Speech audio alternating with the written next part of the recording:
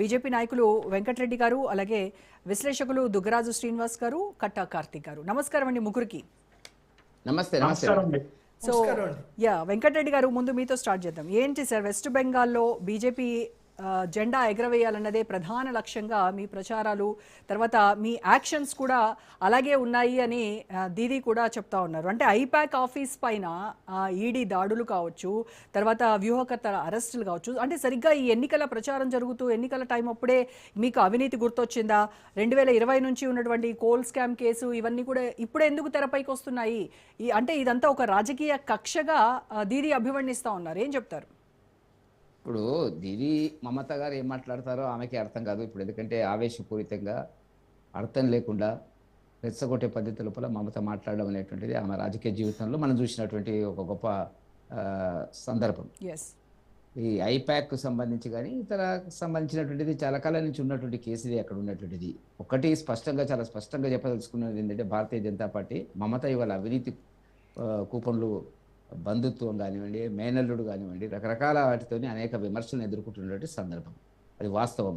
ఆమె ఎంత rubber slippers వేసుకొని తిరిగినప్పటికీ కూడా సాదా సీదా 150 రూపాయల చీర కట్టుతున్నది అనేటువంటిది అన్ని ఒక బహాన చూపించినప్పటికీ కూడా ఇవాళ అవినీతి కేంద్రంగా, అంతేకాకుండా పరిపాలనలో కూడా అహంకారపూరితమైన పాలన, బెదిరింపులు, దాడులు అనేక చూసినాం మనము.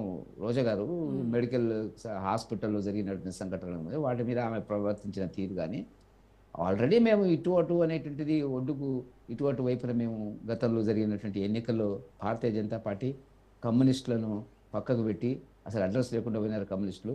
అక్కడ టీఎంసీని ఆల్మోస్ట్ మేము ఓడిస్తాము అనేటువంటి పరిస్థితి లోపల ఉన్నటువంటి విషయంలో ఇవాళ ఎన్నికలు జరుగుతున్నాయి. తప్పకుండా మేము అక్కడ ఎవరేమనుకున్నా, ఎవరేం చేసినా, ఎన్ని రకాలుగా మాట్లాడినప్పుడు కూడా భారతీయ జనతా పార్టీ బెంగాల్లో కొత్త నూతన అధ్యాయాన్ని, శకాన్ని ప్రారంభించబోతుంది అనేటువంటిది మాకున్నటువంటి సర్వేలు, మాకున్నటువంటి అంతర్గత అంచనాల్లో వస్తున్నటువంటి ఫలితాలు అని చెప్పి చెప్పక తప్పదు. దాని మీద డౌటే లేదు.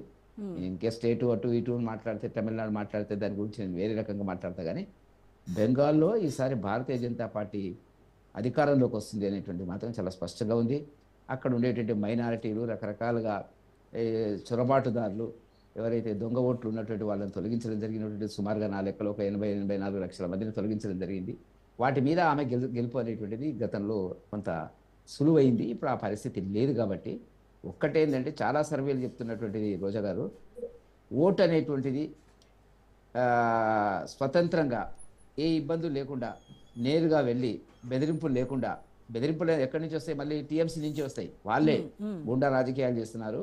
వేస్తే జరిగితే, ఓటింగ్ జరిగితే మాత్రము న్యూట్రల్ సర్వేలు కూడా, నాకున్నటువంటి కొంత పరిచయాల్లో ఉన్నటువంటి వాళ్ళు కూడా గత 3-4 నెలలుగా వరుసగా ఇక్కడి నుంచి పరిశీలిస్తున్నటువంటి వాళ్ళు కూడా చెప్తున్నటువంటిది ఏంటంటే, బీజేపీ విజయం ఖాయం అనేటువంటిది అక్కడ ఉన్నటువంటి సమాచారం మనకు అందుతున్నటువంటి. అయితే ఇంకొకటి సెన్సేషనల్ న్యూస్ ఏంటంటే, ఈ హుమాయూన్ కబీర్ 1000 కోట్లు ఇచ్చారని చెప్పేసి మమత ఒక వీడియో రిలీజ్ చేశారు. ఇది కంప్లీట్ గా బీజేపీని ఏమైనా డిఫెన్స్ లోకి నెట్టగలడంలో ఆమె సక్సెస్ అయ్యారనుకుంటున్నారు? ఎందుకంటే మీరు గెలవలేని చోట అక్కడ ఓట్లు చీల్చడానికి మీరేమైనా నిజంగానే ఆవిడ ఆరోపిస్తున్నట్టుగా పొలిటికల్ కాంట్రాక్టర్స్ ఏమైనా వాడుకుంటున్నారా? ఇప్పుడు ఇది ఎప్పుడు కూడా ఉన్నటువంటిదే కదా. ఇప్పుడు అసలు మజ్లిస్ పార్టీ దేశం మొత్తం మీద, బీహార్లో కానీ, ఉత్తరప్రదేశ్లో కానీ, తమిళనాడులో కానీ, ఇక్కడ తెలంగాణలో వదిలేస్తే ఎక్కడైనా పోటీ చేసి బీ టీం అని చెప్తుంటారు. కాంగ్రెస్ వాళ్ళు చెప్తుంటారు. కాంగ్రెస్ వాళ్ళతోనే వాళ్ళ ఎన్నికల ఒప్పందాలు ఉన్నాయి, వాళ్ళతో కలిసి ఉంటారు. ఇక్కడ బీఆర్ఎస్ పార్టీ కూడా అదే మాట చెప్తుంది, వాళ్ళతోనే కలిసి ఉంటారు. రకరకాలుగా నవ్వేటువంటి పరిస్థితి అండి. కాంగ్రెస్ వాళ్ళు ఇప్పటి కూడా దేశంలో మజ్లిస్ పార్టీ బీజేపీకి బీ టీం అంటారు. అటువంటితో ఎందుకు సఖ్యత సంసారం చేస్తున్నారో చెప్పాలి కదా. అది సక్రమ సంసారమా, అక్రమ సంసారం కదా. అదేవిధంగా బీఆర్ఎస్ కూడా ఎవరితో ఉన్నారండి వాళ్ళు. కాబట్టి కబీర్ గాని, ఇది గాని విమర్శల కోసం చేసినటువంటి పరిస్థితి బీ టీంల ద్వారా ప్రజా తీర్పును తారుమారు చేయగలిగేటువంటి అదే బీజేపీ సిద్ధాంతం అని కూడా విమర్శలు. ఎందుకు విమర్శ? ఇప్పుడు వాళ్ళు పోటీ చేస్తారు, వాళ్ళది ఒక పార్టీ, వాళ్ళ క్యాండిడేట్స్ ఉంటారు, వాళ్ళని ప్రజలకు ఆదరిస్తారు. దాంతో అంటే వాళ్ళు పోటీ చేయకపోతే మేము గెలుస్తాం అనేటువంటి ఒక బలహీనమైన వాదనని వల్ల దేశ రాజకీయాల లోపల సోకాల్డ్ సెక్యులర్ పార్టీలు అని చెప్పుకుంటున్నటువంటి వాళ్ళు చేస్తున్నటువంటి వాదన ప్రజలు నమ్మరు. ఇలా మొత్తం డివిజన్ ఉంది, అక్కడ పరిస్థితి అధ్వానంగా ఉన్నది.